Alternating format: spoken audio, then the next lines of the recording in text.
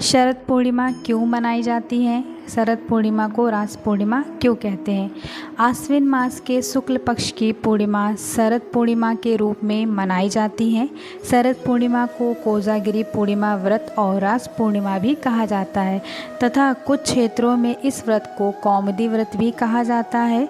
शरद पूर्णिमा पे चंद्रमा व भगवान विष्णु की पूजन कर व्रत कथा पढ़ी जाती है।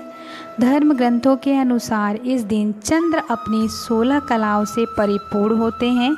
इस मौके पर आइए जानते हैं पौराणिक एवं प्रचलित कथा।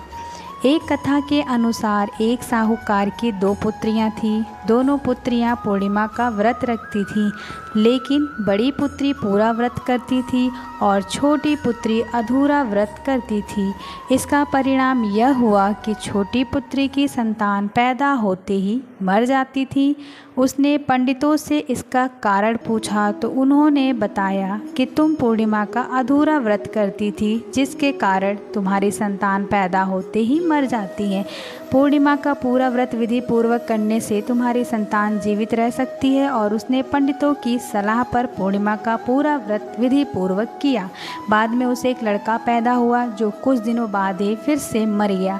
उसने लड़के को एक पाटे पर लेटाकर ऊपर से कपड़ा ढक दिया। फिर वही बहन को बुलाकर लाई और बैठने के लिए वहीं पाटा दे दिया। बड़ी बहन जब उस पर बैठने लगी तो उसका घाघरा बच्चे को छू गया। बच्चा घाघरा छूते ही रोने लगा। तब बड़ी बहन ने कहा कि तुम मुझे कलंक लगाना चाहती थी कि मेरे बैठने से यह मर जाता।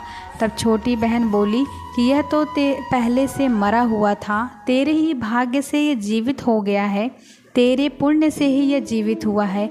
उसके बाद नगर में उसने पूर्णिमा का पूरा व्रत करने का ढिंढोरा पिटवा दिया।